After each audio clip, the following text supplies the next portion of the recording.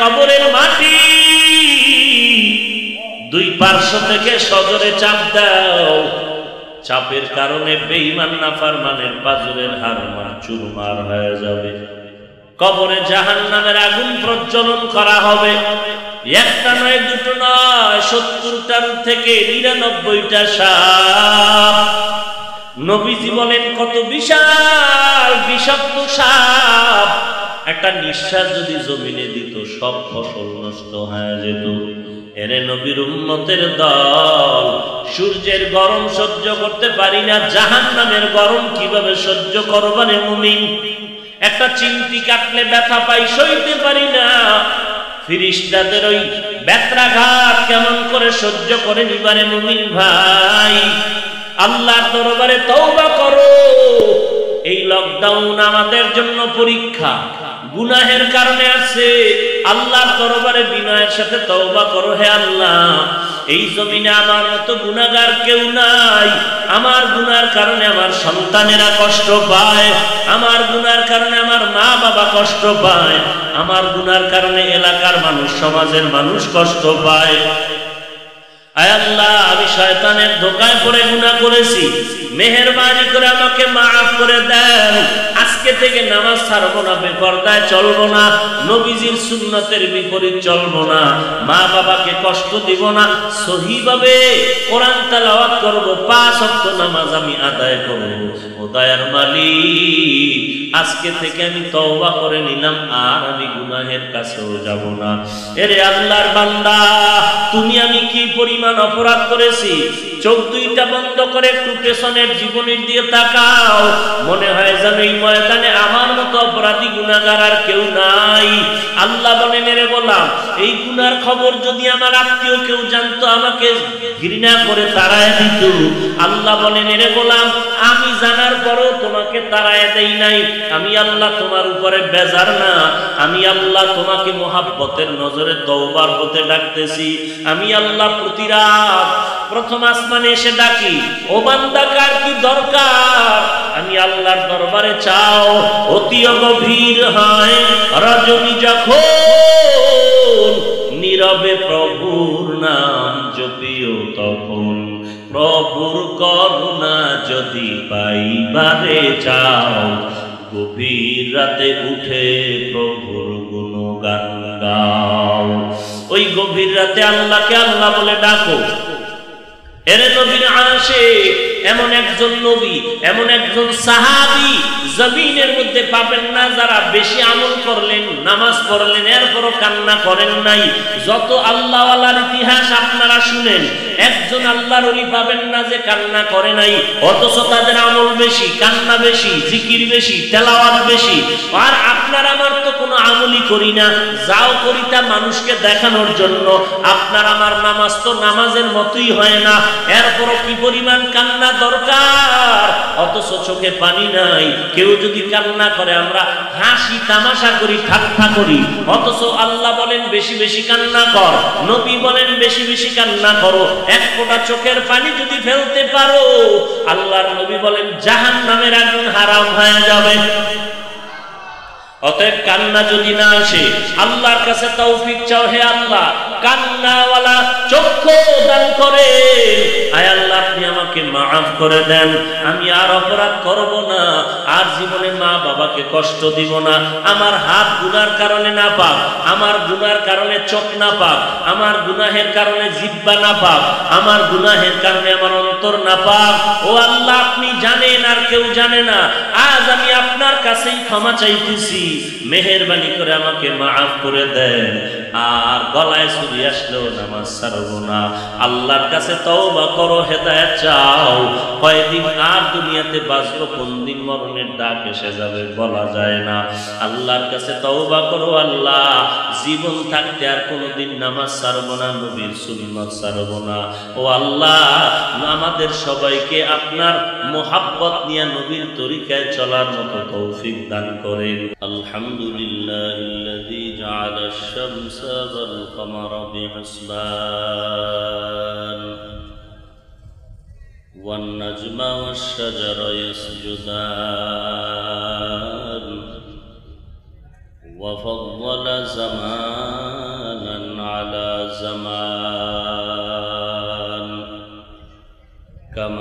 فضل مكانا على مكان وإنسانا على إنسان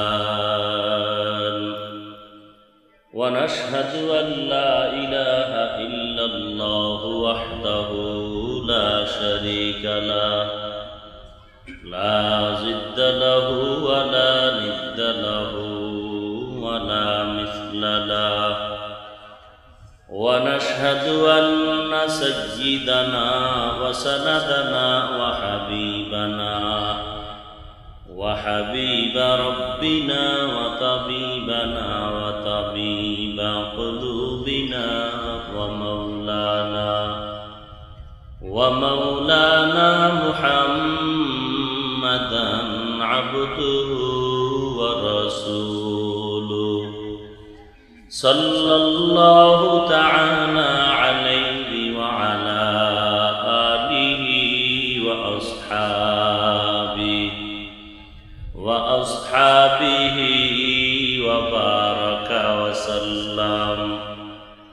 وبارك وسلم تسليما كثيرا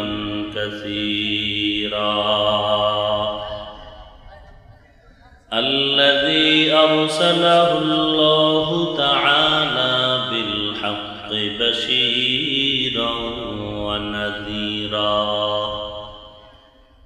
وداعيا إلى الله بإذنه وسراجا منيرا أما بعد فأعوذ بالله من الشيطان الرجيم بسم الله الرحمن الرحيم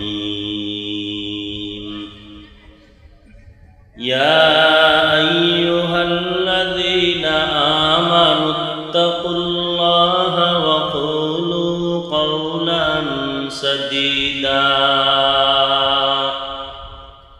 يصلح لكم أعمالكم ويغفر لكم ذنوبكم ومن يطع الله ورسوله فقد فاز فوزا عظيما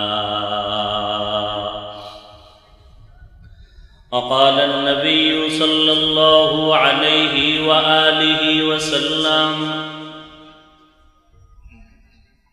المسلم من سلم المسلمون من لسانه ويده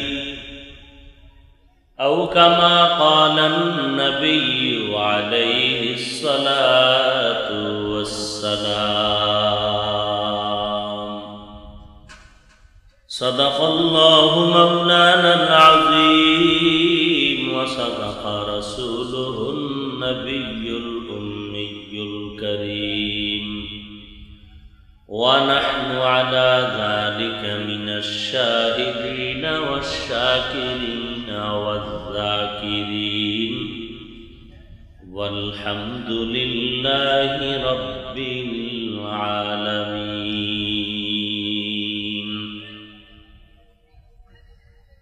اللهم صل على محمد النبي الأمي وعلى آله وسلم تسليما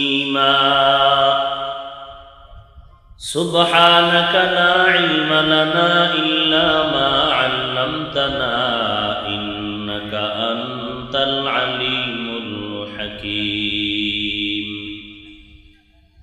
رب اشرح لي صدري ويسر لي أمري واحلل عقدة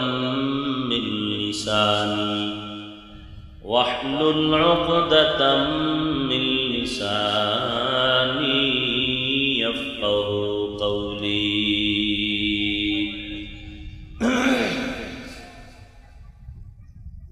दीन की सूरज डूब रही है हम लोगों के सामने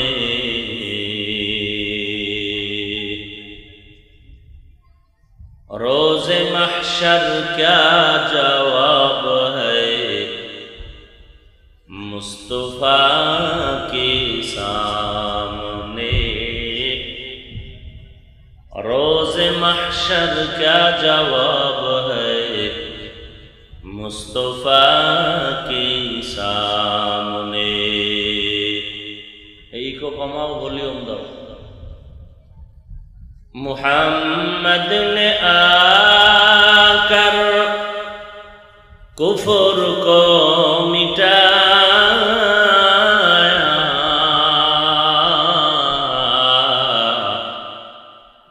कुफर को मिटाकर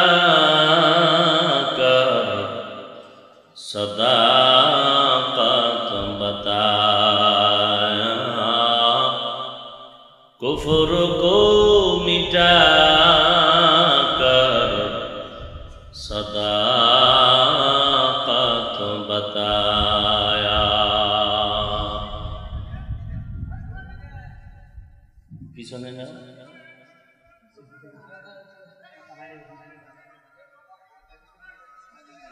জামিয়া ইসলামিয়া দারুল উলুম মাদ্রাসা ও প্রবাসীদের উদ্যোগে আয়োজিত আজকের এই ইসলাহি প্রোগ্রাম দোয়ার মজলিস, সম্মানিত সভাপতি, প্রধান অতিথি, উলামায়ে হযরত, আইম্মায়ে মাসাজিদ, বিভিন্ন এলাকার থেকে আগত আল্লাহ পাকের আশিকিন, জাকিরিন, শাকিরিন, মুহিব্বিন, মুরব্বিয়ানে কেরাম, আমার কলিজার টুকরা যুবক বন্ধুগণ, স্নেহের ছোট ভাই, পর্দার আড়ালে সম্মানিতা মা ও বোনেরা, আল্লাহ পাকের দরবারে লাখ কোটি শুকর যে আল্লাহ রাব্বুল আলামিন আমাদেরকে এমন এক মজলিসে আসার তৌফিক দান করেছেন, যেই মজলিসটা পৃথিবীর মধ্যে সব থেকে উৎকৃষ্ট শ্রেষ্ঠ মজলিস, দামি মজলিস।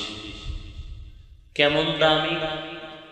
এই মজলিসে আসার যখন আপনারা ঘরে বসে নিয়ত করেছিলেন, সাথে সাথে একটা নেক আমলনামায় উঠে গেছে। যখন আপনারা এই মজলিসে আসার জন্য ঘর থেকে বেরিয়ে পড়েছেন, প্রত্যেকটা কদমে কদমে এক একটা নেক লেখা হয়েছে। যখন আপনারা এখানে এসে বসে পড়েছেন, এই মেশিন করি ইকো কমান, যখন এখানে আপনারা এসে বসেছেন, আল্লাহ পাক বলেন ফেরেশতা এই বান্দাগুলো সওয়াবের আশায় আসছে, গুনাহ করার জন্য আসে নাই। এদের আমল নামায় 10 থেকে 700 গুণ নেক লিখতে থাকো। আর একদল ফেরেশতাকে আল্লাহ বলছেন তোমরা পুরা মজলিসকে কাতারবন্দি হয়ে বেষ্টন দাও, একজনের কাঁধের উপরে আরেকজন আরশ আজিম পর্যন্ত উঠো। এরপরে আল্লাহ ফেরেশতার থেকে জানতে চান এরা কেন আসছে। ফেরেশতারা বলেন আল্লাহ এরা আপনাকে চায়, জান্নাত চায়, জাহান্নাম থেকে পানাহ চায়। রাসূল হাদিসে বলেন তখন আল্লাহ ফেরেশতাকে বলেন এরা কি আমাকে দেখছে? বলে না তো। আমার জান্নাত? বলে তাও দেখেন। আমার জাহান্নাম? দেখেন। তো আমাকে না দেখে, আমার জান্নাত না দেখে, আমার মহব্বত এখানে আসছে জান্নাত পাওয়ার আশায়।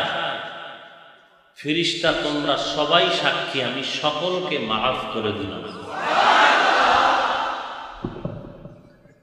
কেমন মজলিস আর কেমন দয়ার আল্লাহ! সেই আল্লাহর দয়া ঠিকই আমরা গ্রহণ করতেছি, কিন্তু গুণগান গাইতেছি না, শুকর আদায় করতেছি না, কৃতজ্ঞতা প্রকাশ করতেছি না। দুনিয়াতে কোনো মানুষ যদি মালিকের কাজ না করে বেতন চায়, পাবে? অথচ আমরা মালিক আল্লাহ তাআলার দেওয়া অগ্রিম সব ভোগ করতেছি, বিনিময় আল্লাহ তার জন্য কিছু চান নাই। আল্লাহ বলেছেন তোমার সংরক্ষণের জন্য, হেফাজতের জন্য তুমি জান্নাত পাওয়ার আশায় কিছু আমল করো। আল্লাহ পাকের কোরআনে হাকিমের যে আয়াত আমি পড়েছি, আল্লাহ পাক বলেন হে দুনিয়ার মুমিন, যারা মুমিন, কোন বেঈমানকে আল্লাহ বলেন তোমরা আল্লাহকে ভয় করো এবং জবানের হেফাজত করো। ইয়া আইয়ুহাল্লাযীনা আমানুত্তাকুল্লাহা আকুলু কাওলান সাদীদা। আল্লাহ দুটো আদেশ দিলেন। এক নাম্বার, তোমরা আল্লাহকে ভয় করো। দ্বিতীয়ত, বান্দা তোমরা তোমাদের জবানকে কন্ট্রোল করো, হেফাজত করো। কয়টা আদেশ হলো? কি ঘুমাচ্ছেন? এটা কিন্তু ওয়াজের প্যান্ডেল না, ওয়াজের আয়োজনও না, এটা শুধুমাত্র একটা দোয়ার আয়োজন। কেন? সারা দুনিয়ার মুমিন বেঈমান আজ আল্লাহ কুদরতের রশিতে বাঁধা। যে বেঈমানেরা মনে করেছিল আমরাই সব, আমাদের সামনে আর আছে কে, এখন তাকায় দেখে পিছেও কেউ নেই। সবাই মাথা নত হয়ে বসে আছে। আমরা মুসলমান, আমাদের মসজিদ বন্ধ, নামাজ বন্ধ ছিল, মাদ্রাসা বন্ধ ছিল। দিল ভাঙ্গা কান্না আর দোয়ার কারণে আল্লাহ দয়া করেছেন। প্রশাসন, সরকার বাহাদুর দ্বীনের প্রতি মোহাব্বতের দৃষ্টান্ত কায়েম করে মাদ্রাসা খোলার ব্যবস্থা করেছেন। এমনকি আমাদেরকে এক জায়গায় বসে কিছু দোয়া করারও সুযোগ দিয়েছেন। আল্লাহ পাক তাদেরকেও দ্বীনের খাদেম হিসেবে কবুল করেন। দেখেন, মোটামুটি মানুষ স্বাভাবিক অবস্থায় চলতেছে। এরপরেও কিন্তু আমার দেশের অনেক ছেলে মেয়েরা স্কুল কলেজে যেতে না পেরে লেখাপড়া বন্ধ, এমনকি অবস্থা হচ্ছে তাদের যে আর মন মানসিকতা ঠিক নাই, লেখাপড়া করতেই চায় না, এমন মন তৈরি হয়ে গেছে। সেই ক্ষেত্রে এই যে আমরা দিনের কিছু কাজে বসতে পেরেছি, মাদ্রাসার ছাত্ররা পড়ার সুযোগ পাইতেছে। যেই কয় মাস বন্ধ ছিল, হাফেজে কোরআনরা তো কোরআন ভুলতে শুরু করেছিল। আল্লাহর শুকর যে না ব্যবস্থা হয়েছে, এটাকে আমরা নিয়ামত মনে করি, গনিমত মনে করি। আর গনিমত মনে করাটা তখনই হবে যখন আমরা গুনাহের থেকে তওবা করে সবার জন্য দোয়া করব। তো আমি ঠিক সংক্ষিপ্ত কিছু কথা বলে দোয়া করব, কারণ এই সুযোগটাও অনেকে পায় না। আল্লাহ যে আপনাদেরকে এই সুযোগ দিলেন, এটাও তো বড় নিয়ামত। অতএব আমরা দোয়া করে চলে যাব, কারণ এখন দোয়া ছাড়া ভিন্ন কোনো পথ নাই এই মহামারী করোনা থেকে বাঁচার মতো। কেমন এক বিপদ! মানুষ মরে যাচ্ছে, জানা যায় লোক নাই, ভয়, আক্রান্ত হওয়ার ভয়। আল্লাহ বলেন, ভয় আক্রান্ত আর করোনাকে করিও না, ভয় করো আমি আল্লাহকে। আমি আল্লাহকে ভয় করো। বাঁচানোর মালিকও আমি আল্লাহ, মৃত্যু দেওয়ার মালিকও আমি। অতএব কোনো রোগ তোমাকে মৃত্যু দিবে না। আমি আল্লাহ চাইলে তোমার মরণ হবে, না চাইলে। যারা ঘরের দরজা আটকাইয়া মনে করেছিল আনবো মরণ নাই, করোনায় ধরবে না, এমন লোকেরও ধরেছে আর কবরে চলে গেছে। কেমন মরণ যে জানা যায় লোক নাই, লাশ দাফনের মানুষ নাই। এবার বুঝেন মুসিবতটা কি পরিমাণ ভয়ঙ্কর, ভয়ানক। যে মরে গেলে লাশের কাছে লোক যায় না, আপনজনেরা যায় না, জানাজা দিতে চায় না। এই মুহূর্তে আমাদের কঠিনভাবে তওবা করা উচিত, কান্না করা উচিত। আর সে কান্নার জন্য, তওবার জন্য আমাদের করোনাকে ভয় করলে হবে না, মূলত ভয় করতে হবে কাকে? আল্লাহকে। ইয়া আইয়ুহাল্লাযীনা আমানুত্তাকুল্লাহা ওয়াকুলু কাওলান সাদীদা। যারা মুমিন, আল্লাহ তাদেরকে বলেন তোমরা আল্লাহকে ভয় করো, জবানের হেফাজত করো। কি লাভ হবে তোমাদের? নগদ 2টা পুরস্কার। ইউসলিহ লাকুম আমালাকুম এক নাম্বার, তোমাদের জীবনের ত্রুটিযুক্ত আমল আমি আল্লাহ ত্রুটি মুক্ত করে দিব। ওয়ায়াগফির লাকুম যুনুবাকুম, দুই নাম্বার পুরস্কার, বান্দা তোমাদের জিন্দেগীর সব গুনাহগুলো মাফ করে দিব। ওয়া মান ইউতিইল্লাহা ওয়া রাসূলাহু, এবং যাহারা আল্লাহ এবং নবীজির অনুকরণ করবে ফাকাদ ফাযা ফাওজান আযীমা, আল্লাহ বলেন অবশ্যই তারা চূড়ান্ত বিজয়ী হবে, জান্নাতের মেহমান। এক নাম্বার আদেশ, বান্দা আল্লাহকে ভয় করো। দুই নাম্বার আদেশ, জবানের হেফাজত করো। এখন আল্লাহকে ভয় কেমনে করব? তসবিহ একটা হাতে নিয়ে যদি বলি আল্লাহকে ভয় করি, ভয় করি, ভয় করি, ভয় করি, ভয় করি, ভয় হবে? তো আল্লাহ বলেন আমাকে ভয় কর। সিস্টেম কি জানি না, বুঝি না, আমি দুর্বল। আল্লাহ পাক সিস্টেম বুঝানোর জন্য এই আয়াতের শেষের দিকে বললেন আমাইয়ুতিইল্লাহা ওয়া রাসূলা, আল্লাহ এবং তার রাসূলের অনুসরণ করো। আল্লাহকে ভয় করো, জবানের হেফাজত করো। এই দুইটা আদেশ যদি মানতে চাও, আমি আয়াতের শেষে বলে দিলাম, হে বান্দা আল্লাহর অনুসরণ করো, নবীজির অনুসরণ করো। অনুসরণ করতে পারলে ভয় করাটাও তোমার জন্য সহজ হয়ে যাবে।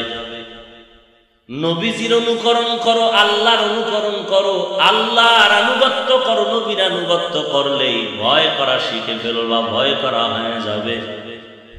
এর নবীর উম্মতের দল, একটা ক্যাটালগের মধ্যে তুমি মোবাইল কিনেছো, লেখা আছে মোবাইলটা ব্যবহারের বিধিবিধান কি হবে, চার্জ কেমনে দিবা, নেটওয়ার্কের বাহিরে গেলে কি হবে, থাকলে কি হবে, সিম কেমনে তুমি ঢুকাইবা।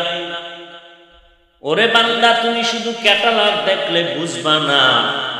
মোবাইলের সমস্যা যদি হয়, সমাধানের জন্য প্র্যাকটিক্যাল হসপিটালে গিয়ে ডাক্তারের পরামর্শ নিয়ে সমাধান করতে হবে।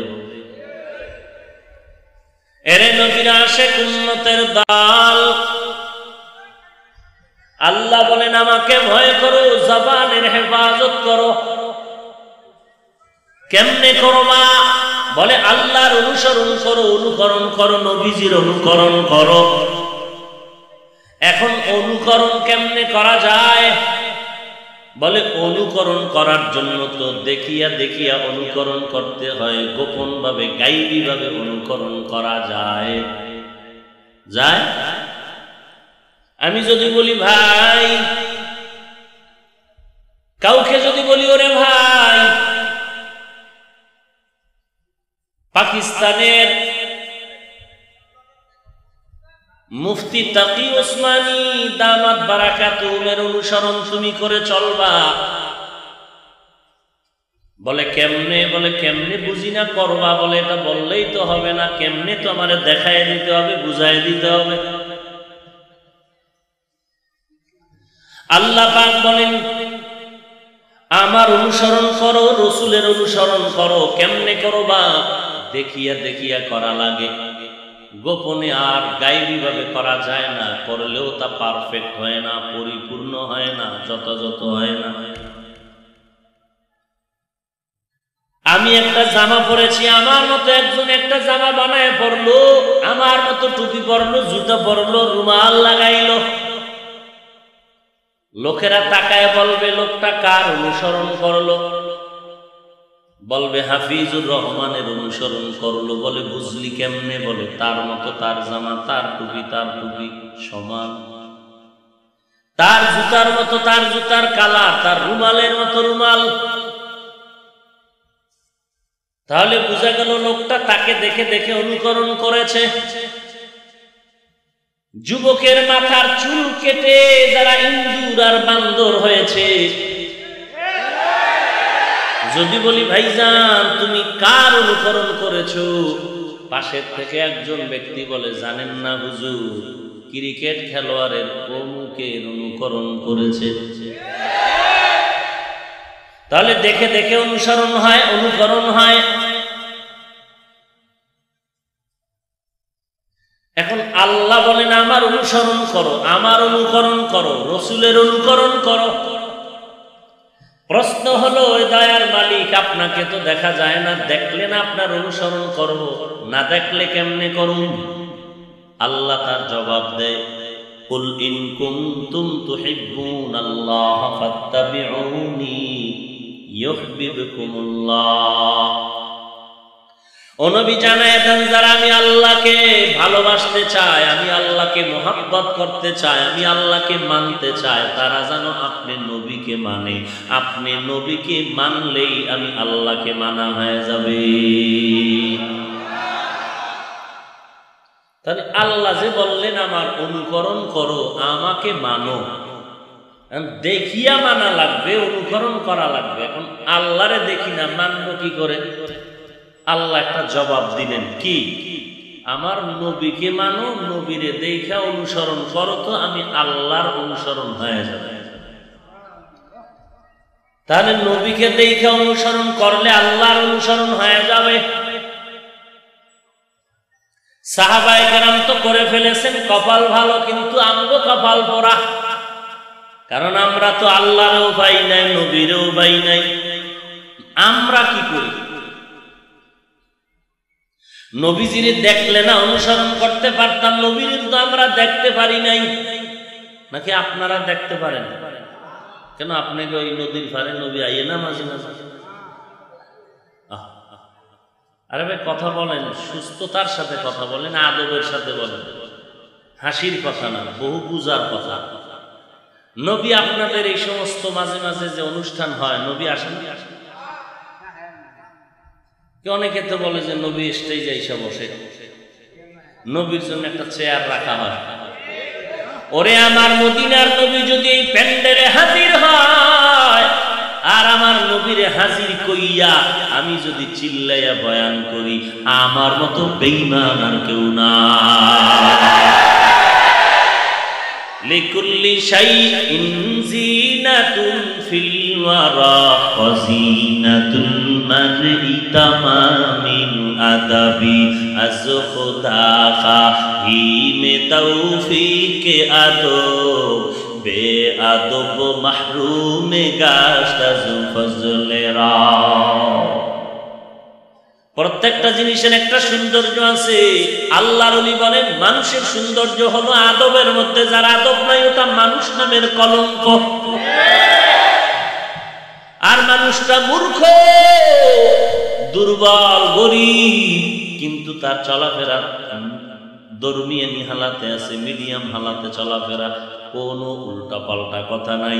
মানুষের সাথে ব্যবহারটা ভালো করে, নরম ভাবে কথা বলে, নরম ভাবে চলাফেরা করে। লোকটার শিক্ষা না থাকলেও সবাই দোয়া করে ছেলেটা বড় আদবওয়ালা। আদবওয়ালা মানুষের বড় দাম, বেয়াদবের দাম নাই। নবীর সামনে চিৎকার করে কথা বলা হালাল না হারাম? নবী যদি এখানে আসে আর আমি চিল্লাই, এটা আদব না বেয়াদবে? নবী যদি আপনাদের মসজিদে মাঝে মাঝে আসে, যদি মনে করেন নবী আমগো মসজিদে আসে, বলে না ঢাকার বাইতুল মুকাররমে মাঝে মাঝে আসে, যদি এমন কেউ চিন্তা চেতনা নিয়ে চলে আমার নবী এখানে আসবে, পিসা হুজুর চেয়ারে বইছে এই জন্য কেউরে বইতে দেয় না, পিসা হুজুরের সম্মান, এই চেয়ারের মধ্যে আর কাউকে বইতে দেওয়া হবে না, বেয়াদবি হয়ে যাবে। বলে পিসাব তো ডেলি বয় না, বলে জীবনে একবার বইছে, ওই বওয়াটাই বরকত মনে করে রাখতেছি, এখানে আর কাউকে বসতে দেওয়া হবে না, বেয়াদবি হবে। পিসাব কোন জায়গায় নামাজ পড়ছে, এই জায়গায়। বলে তার যায় নামাজের উপরে তুই পাও ফালাইয়া নামাজ পড়বি, এত বড় বেয়াদবি করতে দেওয়া যাবে না। পারলে চুমা খাইয়া বরকত নে, বেয়াদবি করা যাবে না। আমার নবী যদি এই এলাকার মধ্যে পদার্পণ করে, আমার নবী যদি কোনো মসজিদের মধ্যে আসে, ওই জায়গায় অন্য কারো ইমামতি করা সম্পূর্ণ হারাম। আমার নবীর সামনে ইমামতি করবে, এত বড় বেদ্যপ ডাকে রে। আমার নবীজির সামনে কারো ইমামতি চলবে? কি সোজা কথা বুঝেন না? বাঁকাটা ভালো বুঝেন না? আমার নবীজির সামনে কারো ইমামতি হালাল না হারাম? কেমনে বুঝাইতাম বাঙালি? আল্লাহ হেদায়েত দান করেন। এরে নবীর আশিক, আল্লাহর অনুসরণ কেমনে হয় বলেন? নবীর অনুসরণ করলে হয়ে যাবে। বুঝলাম তো, নবীর অনুসরণ তো করব, দেখিয়া নবী তো নাই, কেমনে করব? আমরা তো এখন বিপাকে পড়ে গেলাম। কথা বুঝেন নাই? নবীজির অনুকরণ করলে নবীরে দেখা লাগবে না? দেখে না অনুকরণ হয়। নবীরে দেখার কোনো রাস্তা আছে? নবী এখন আইব? আসবে না। নবী কোনদিন জমিনে কিয়ামতের আগে আসবেন? তাও না। তাহলে দেখবো কেমনে আর মানবো কেমনে? ব্যাপারটা বুঝছেন? সমাধানটা আমার মন মতো দিলে হবে না মদিনার থেকে দিব? কথা বলেন না কেন? মদিনাওয়ালা নবী বলেন, এই উম্মতের দল, আমি চিরদিন থাকবো না, এমন একটা সময় এই উম্মতের সামনে আসবে, উম্মত আল্লাহ পাবে না, নবীও পাবে না। কেমন করে তারা আল্লাহ এবং নবীর অনুসরণ করবে? নবী বলেন, এর উম্মত পেরেশান হইও না, আমি সমাধান দিয়ে গেলাম।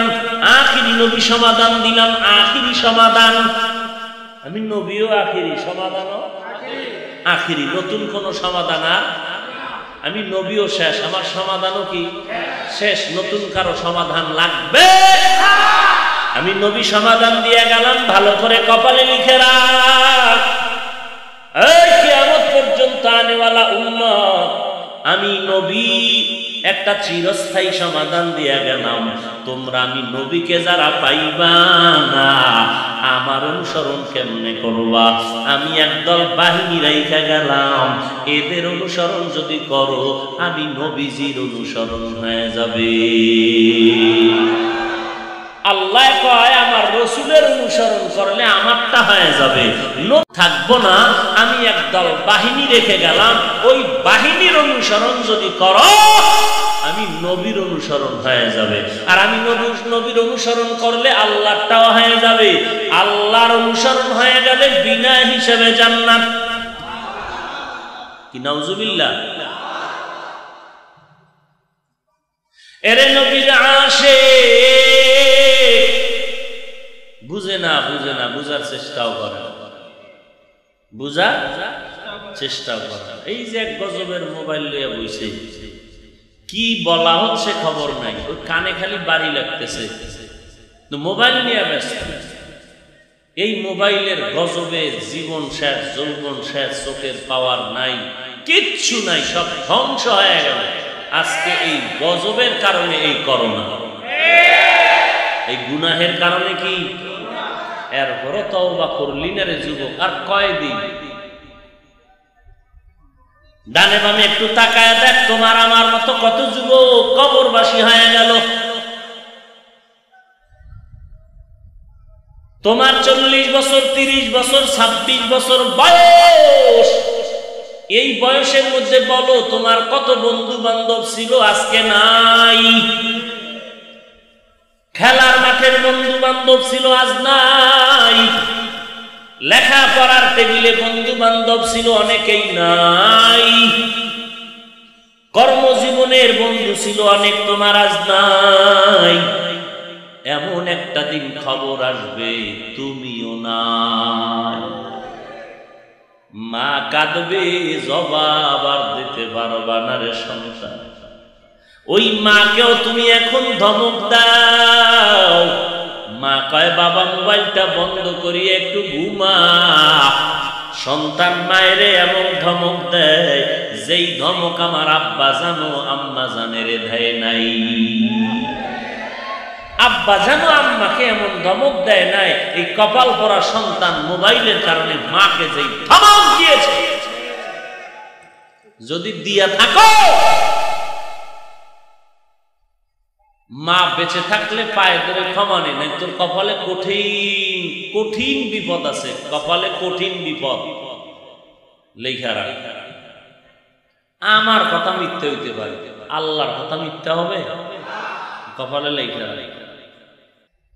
ইয়া আইয়ুহাল্লাযীনা আমানুত্তাকুল্লাহ, ভয় করব কাকে?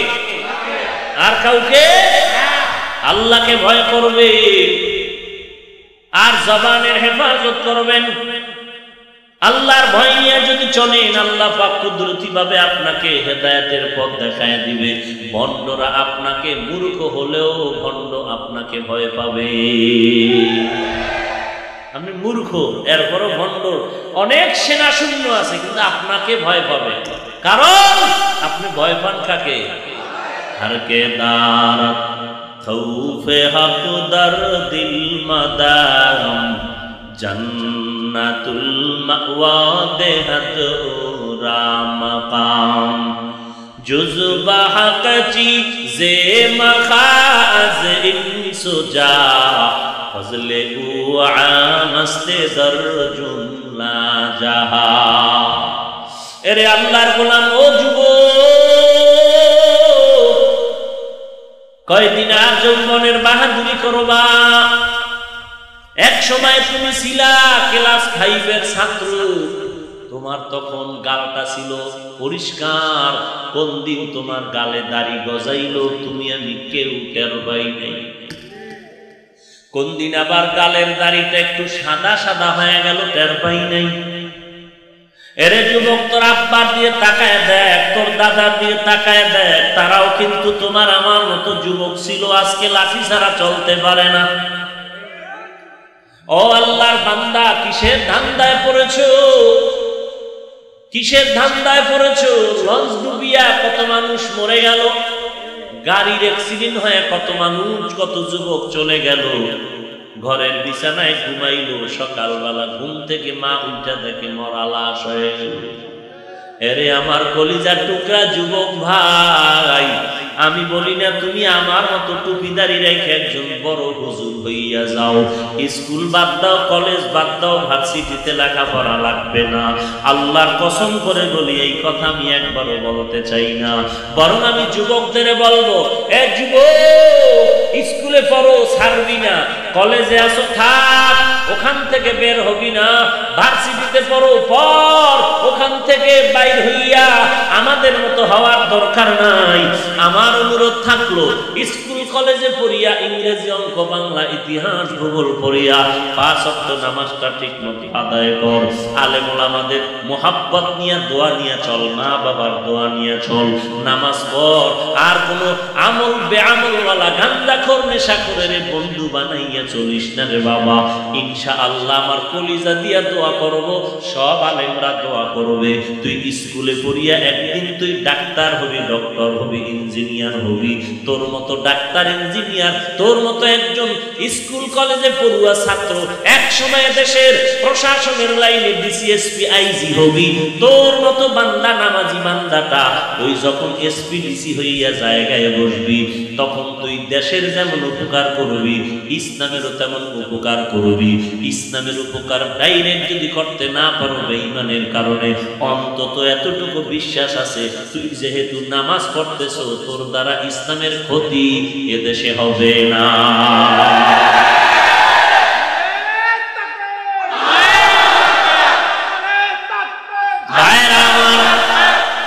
অনুরোধ করে বলছি রে যুবক ভাই, এইবার বল না, এটা কি সম্ভব যে স্কুল কলেজে পড়বো, নামাজ পড়বো, গুনাহ করবো না? বলো, আমি বলবো কেন, তুমি বলো। তোমার মতো যুবক একই ক্লাসে স্কুলে পড়ো, নামাজি যুবক আছে না নাই? তোমার আমার মতো যুবক কলেজে পড়ে, ভার্সিটিতে পড়ে, নামাজ পড়ে, কোরআন তেলাওয়াত করে, এমনকি লম্বা দাড়ি পাগড়ি মাথায় দিয়েও ঢাকা বিশ্ববিদ্যালয়ে ক্লাস করে। মিথ্যা বলিস না, সত্য বল, আছে না নাই? চট্টগ্রাম বিশ্ববিদ্যালয়ে তাকায় দেখ, কুষ্টিয়া বিশ্ববিদ্যালয়ে তাকায় দেখ, ওই যখন বিভাগওয়ারি বিশ্ববিদ্যালয়গুলো নজর করে দেখো, শত শত যুবক ওখানে ক্লাস করে, পাগড়িওয়ালা, 5 ওয়াক্ত নামাজি, দাড়িওয়ালা, আছে না নাই? ও ভাই তুমি কেন পারবা না? জবাব একটা, আল্লাহর আযাবের ভয় নাই।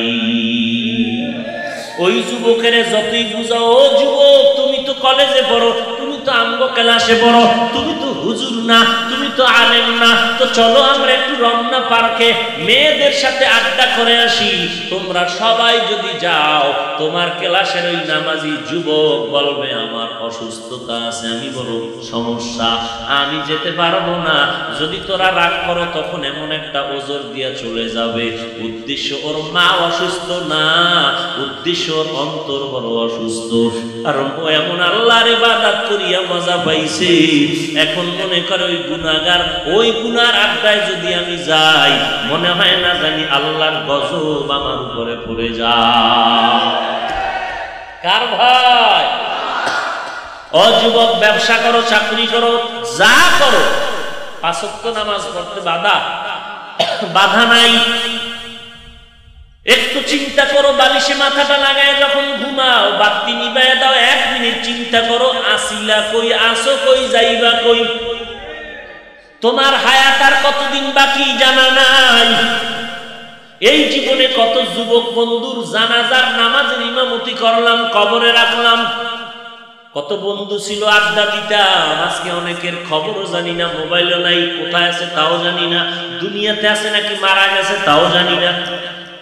কিন্তু মাঝে মাঝে বালিশে শুইয়া শুইয়া ওই লেখাপড়ার বন্ধুদের আড্ডার কথা মনে পড়ে। আজকে যদি এক জায়গায় হইতাম, একটু আনন্দ করতাম, মনে চায় মাঝে মাঝে লেখাপড়ার জীবনে যত আপনজন বন্ধু ছিল সবাই একদিন আমি মাদ্রাসায় দাওয়াত দিব, আমার বাসায় হইয়া একটা রাত্র আড্ডা করব। কিন্তু অনেকের খবর নাই, অনেকের খবর জানি না, বাড়িঘরও জানি না, মোবাইলও নাই। আবার অনেকের খবর পাই, আল্লাহর বান্দা দুনিয়ার জমিনেই জিন্দা নাই। এরে আল্লাহর গোলাম, এই করোনা তোমার জন্য পরীক্ষা, আমার জন্য পরীক্ষা। তওবা করো, অন্তরকে আল্লাহর ভয় নিয়ে গুনাহ ছাড়ো, তওবা করো, চোখের পানি নিয়ে আল্লাহকে ডাকো। ভালো করে মনে রাখিও, তুমি আজকে যেই দলের পেছনে দৌড়াও, যেই ব্যক্তির পেছনে দৌড়াও, তুমি বিপদে পড়লে কিন্তু কবরে গিয়া সহযোগিতা করবে না, হাসরের ময়দানেও না। অতএব ভাইজান, কবরে গেলে তুমি কোন দল করছো জিগাইব ফেরেশতা। কবরে যাওয়ার পর আমাকেও যেমন 3টা প্রশ্ন করবে, আপনাকেও 3টা প্রশ্ন করবে, আপনাকেও 3টা প্রশ্ন, আমাকেও 3টা প্রশ্ন, আলাদা হবে না, সবার প্রশ্ন হবে এক নম্বরে রবের পরিচয় দাও, 2 নম্বরে ধর্মের পরিচয় দাও, 3 নম্বরে রহমাতুল লিল আলামিনের পরিচয় দাও। জানি করলো, ইসলাম মানলো, নবীর সুন্নাত মানলো, কবরে যাওয়ার পরে তারা জবাব দিবে আমার রব হলেন রব্বি আল্লাহ, আমার রব আর কেউ না, আমার রব হলেন আমার আল্লাহ। আমার ধর্ম কি? জবাব দিবে কবরে গিয়ে আমার ধর্ম ইসলাম। 3 নাম্বার জবাব দিবে আমার নবী সম্পর্কে, নবীজির সাথে একটা লাইন করে বলবে চিনুনি এই ব্যক্তিকে। নবীর আশিক বলবে তিনি তো আমার মায়ার নবী, যেই নবীকে না দেখা নবীর মোহাব্বতে টুপি মাথায় দিয়েছি। আল্লাহ। অন্ধকার কবরে যাওয়ার পরে নবীজিকে দেখায় বলবে চিনো। নবীর আশিক সুন্নতের আমলওয়ালা বলবে তিনি তো আমার সেই নবী, যেই নবীর মোহাব্বতে আমি নবীর মোহাব্বতে টুপি মাথায় দিয়েছিলাম। পক্ষান্তরে যারা রবের গোলামি করলো না, ইসলাম মানলো না, নবীর সুন্নত মানে না, অন্ধকার কবরে যখন জিজ্ঞেস করা হবে তোমার রবকে, বলবে লা আদরি, আমি কিছুই জানি না। এরে যুবক, এই অন্ধকার কবরে যখন জিজ্ঞেস করা হবে তোমার ধর্ম কি, বলবে তাও আমি জানি না। কারণ দুনিয়ার মধ্যে সে আল্লাহ মানে না, ইসলামের আমল করে নাই। নবীজিকে দেখায় বলবে চিনুনি, বলে না চিনি না। আর যে আশিক বান্দা জবাব দিবে, আল্লাহ বলবেন জান্নাতের বিছানা কবরে বিছায় দাও। আর গুনাহগারকে আল্লাহর অর্ডার হয়ে যাবে, ও ফেরেশতা এই বান্দাকে আর সুযোগ দেওয়া যাবে না, কবরের মধ্যে জাহান্নামের বিছানা বিছায়া দাও। আল্লাহ অর্ডার করবে, রে কবরের মাঠে এই গুনাহগারকে আর সুযোগ দেওয়া যাবে না। আমার দেওয়া পানি, আমার দেওয়া মাছ, আমার দেওয়া বাতাস, আমার দেয়া সূর্যের আলো, চাঁদের আলো সব ভোগ করার পর এই বান্দা আমার হুকুম মতো চলে নাই, নামাজ পড়ে নাই, রোজা রাখে নাই, আলেম ওলামাদের কথা শুনে নাই। আলেম ওলামারা বলছে নামাজ পড়ো, নামাজ পড়ে নাই, আর সুযোগ দেওয়া হবে না। এর কবরের মাটি দুই পার্শ্ব থেকে সজোরে চাপ দাও, চাপের কারণে বেঈমান নাফরমানের পাজরের হাড় চুরমার হয়ে যাবে। কবরে জাহান্নামের আগুন প্রজ্বলন করা হবে, একটা নয়, দুটো নয়, 70টার থেকে 99টা সাপ। নবীজি বলেন কত বিশাল বিষাক্ত সাপ, একটা নিঃশ্বাস যদি জমিনে দিত সব ফসল নষ্ট হয়ে যেত। এরে নবীর উম্মতের দল, সূর্যের গরম সহ্য করতে পারি না, জাহান্নামের গরম কিভাবে সহ্য করবারে মুমিন? একটা চিমটি কাটলে ব্যথা পাই, সইতে পারি না, ফেরেশতাদের ওই ব্যথাঘাত কেমন করে সহ্য করে নিবারে মুমিন ভাই? আল্লাহর দরবারে তওবা করো। এই লকডাউন আমাদের জন্য পরীক্ষা, গুনাহের কারণে আছে। আল্লাহর দরবারে বিনয়ের সাথে তওবা করো, হে আল্লাহ এই জমিনে আমার মতো গুনাহগার কেউ নাই, আমার গুনার কারণে আমার সন্তানেরা কষ্ট পায়, আমার গুনার কারণে আমার মা বাবা কষ্ট পায়, আমার গুনার কারণে এলাকার মানুষ, সমাজের মানুষ কষ্ট পায়। আয় আল্লাহ, আমি শয়তানের ধোঁকায় পড়ে গুনাহ করেছি, মেহেরবানি করে আমাকে মাফ করে দেন। আজকে থেকে নামাজ ছাড়বো না, বেপরদায় চলবো না, নবীজির সুন্নতের বিপরীত চলবো না, মা বাবাকে কষ্ট দিব না, সহিভাবে কোরআন তেলাওয়াত করব, 5 ওয়াক্ত নামাজ আমি আদায় করব। ও দয়ার মালিক, আজকে থেকে আমি তওবা করে নিলাম, আর আমি গুনাহের কাছেও যাব না। এরে আল্লাহর বান্দা, তুমি আমি কি পরিমাণ অপরাধ করেছি? চোখ দুইটা বন্ধ করে একটু পেছনের জীবনের দিয়ে তাকাও, মনে হয় যেন এই ময়দানে আমার মতো অপরাধী গুনাহগার আর কেউ নাই। আল্লাহ বলেন, এরে গোলাম, এই গুনার খবর যদি আমার আত্মীয় কেউ জানতো, আমাকে ঘৃণা করে তাড়ায় দিত। আল্লাহ বলেন, এরে গোলাম, আমি জানার পরও তোমাকে তাড়ায় দেই নাই। আমি আল্লাহ তোমার উপরে বেজার না, আমি আল্লাহ তোমাকে মোহাব্বতের নজরে তওবার হতে ডাকতেছি। আমি আল্লাহ প্রতি রাত প্রথম আসমানে এসে ডাকি, ও বান্দা কার কি দরকার? আমি আল্লাহর দরবারে চাও। অতি গভীর হয় রজনী যখন, নীরবে প্রভুর নাম জপিও তখন, প্রভুর করুণা যদি পাইবারে চাও, গভীর রাতে উঠে প্রভুর গুণগান গাও। ওই গভীর রাতে আল্লাহকে আল্লাহ বলে ডাকো। এরে নবীর আশিক, এমন একজন নবী, এমন একজন সাহাবী জমিনের মধ্যে পাবেন না যারা বেশি আমল করলেন, নামাজ পড়লেন, এরপরও কান্না করেন নাই। যত আল্লাহওয়ালার ইতিহাস আপনারা শুনেন, একজন আল্লাহর ওলি পাবেন না যে কান্না করে নাই, অথচ তাদের আমল বেশি, কান্না বেশি, জিকির বেশি, তেলাওয়াত বেশি। আর আপনার আমার তো কোনো আমলই করি না, যাও করি তা মানুষকে দেখানোর জন্য।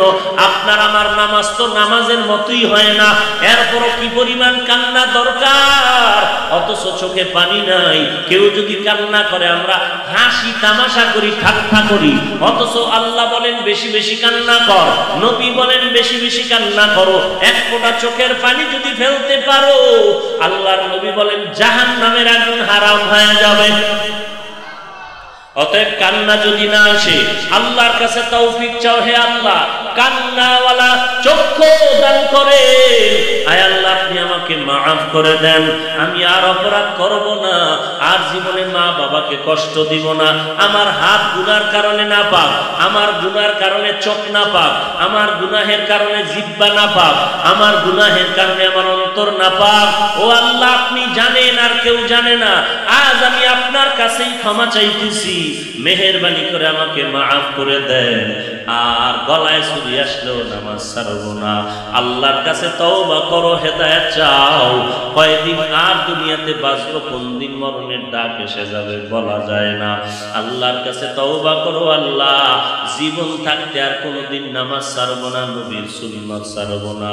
ও আল্লাহ, আমাদের সবাইকে আপনার মোহাব্বত নিয়ে নবীর তরিকায় চলার মতো তৌফিক দান করেন। আয় আল্লাহ, আমাদের সকলকে খাঁটি অন্তরে তওবা করার তৌফিক দান করেন, কান্নাওয়ালা চক্ষু দান করেন। আয় আল্লাহ, গুনাহমুক্ত জীবন দান করেন, নেক আমলের তৌফিক দান করেন। আমিন। আলহামদুলিল্লাহি রাব্বিল আলামিন, ওয়াসসালাতু ওয়াসসালামু আলা সাইয়্যিদিল আম্বিয়া ওয়াল মুরসালিন ওয়া আলা আলিহি ওয়া আসহাবিহি আজমাইন। ইয়া আরহামার রাহিমিন, ইয়া আরহামার রাহিমিন, ইয়া আরহামার রাহিমিন। আল্লাহুম্মা ইন্না নাউযু বিকা মিনাল বারাসি ওয়াল জুনুনি ওয়াল জুযামি ওয়া মিন সাইয়্যিল আসকাম। আল্লাহুম্মা ইন্না নাউযু বিকা মিনাল বারাসি ওয়াল জুনুনি ওয়াল জুযামি ওয়া মিন সাইয়্যিল আসকাম। আল্লাহুম্মা ইন্না নাসআলুকা রিযাকা ওয়াল জান্নাহ। রব্বানা আতিনা ফিদ দুনিয়া হাসানাতাও ওয়া ফিল আখিরাতি হাসানাহ ওয়া কিনা আযাবান নার। রব্বানা ওয়া আতিনা মা ওয়া'আদতানা আলা রুসুলিকা ওয়া লা তুখজিনা ইয়াওমাল কিয়ামাহ ইন্নাকা লা তুখলিফুল মিআদ। আয় আল্লাহ, আমরা গুনার বোঝা মাথায় নিয়ে আপনার দরওয়াজায় হাজির হয়েছি। কত উলামায়ে কেরাম হাজির, সাদা দাড়িওয়ালা মুরব্বীরা হাত তুলেছেন, আমার কলিজার টুকরা কত যুবকেরা হাত তুলেছেন, ছোট ছোট ছাত্র ভাইরা হাত তুলেছেন, পর্দার আড়ালের কত মা বোনেরা যেন হাত তুলেছেন। রে আল্লাহ, আজকে আমরা গুনাহ করিয়া জীবনটারে নাপাক করে ফেলেছি রে আল্লাহ। আজ আপনার দরওয়াজায় ক্ষমার জন্য আসছি রে মালিক। আজকে আমার গুনার কারণে আমার সন্তানেরা কষ্ট পায়, আমার গুনার কারণে এলাকার মানুষ কষ্ট পায়, আমার গুনার কারণে আমার পরিবারের মানুষেরা কষ্ট পায় রে আল্লাহ। ও আল্লাহ, কুদরতের নজর দিয়ে দেখে সারা দুনিয়ার মানুষের কান্নার আওয়াজ, ব্যবসা বন্ধ, চাকরি বন্ধ, লেখাপড়া বন্ধ। আয় আল্লাহ, এই মহামারীর থেকে সারা দুনিয়াবাসীকে মুক্তি দান করেন, বাংলাদেশ মুক্তির দেশ বানায় দেন, প্রশাসনিকভাবে যারা কাজ করে দিনদার বানায় দেন। আয় আল্লাহ, মাদ্রাসা মসজিদ কবুল করে নেন, আয়োজনকারীদের কবুল করে নেন, সহযোগিতা যারা করেছে কবুল করে নেন। আয় আল্লাহ, সকলের জীবনের গুনাহগুলো মাফ করে দেন। আয় আল্লাহ, বাকি কথার উপরে আমল করার তৌফিক দান করেন আল্লাহ। আয় আল্লাহ, 5 ওয়াক্ত নামাজি বানায় দেন, সহিভাবে কোরআন পড়ার তৌফিক দান করেন। আয় আল্লাহ, নেক আমলের তৌফিক দান করেন। আয় আল্লাহ, সমস্ত উলামায়ে কেরামদের মাফ করে দেন, মুরব্বীদের মাফ করে দেন, আমার কলিজার টুকরা যুবকদের মাফ করে দেন, ছাত্র ভাইদেরকে মাফ করে দেন, মা বোনদের মাফ করে দেন আল্লাহ। গুনাহ নিয়ে কবরে যেতে চাই না, দুনিয়ার গরম সহ্য করতে পারি না, জাহান্নামের গরম কিভাবে সহ্য করব? আয় আল্লাহ, আপনি আমাদেরকে খালি হাতে ফিরাইয়া দিয়েন না রে আল্লাহ। সকলের জীবনের গুনাহ মাফ করে দেন। আয় আল্লাহ, কুদরতের হাতে আমাদেরকে কবুল করে নেন, নবীজির সুন্নাতওয়ালা জিন্দেগি দান করেন।